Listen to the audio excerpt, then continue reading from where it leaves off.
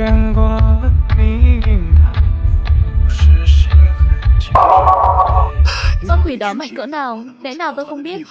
Chúng hung tàn là việc của chúng, thì liên quan gì đến vương gia chúng ta chứ? Cứ để đám người ở tầng thượng gia là được. Đúng rồi, đồ vô dụng, kẻ xác kẻ chết, miễn là mình sống. Mày nghĩ bây giờ là lúc nào rồi? Mày đã gọi bao nhiêu cuộc điện thoại cho cảnh sát rồi? Trong lòng mày không rõ à?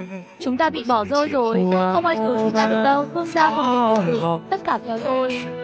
我的结局，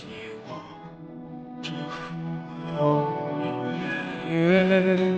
燃不上天地，不敢飞岁月，但只为你留在。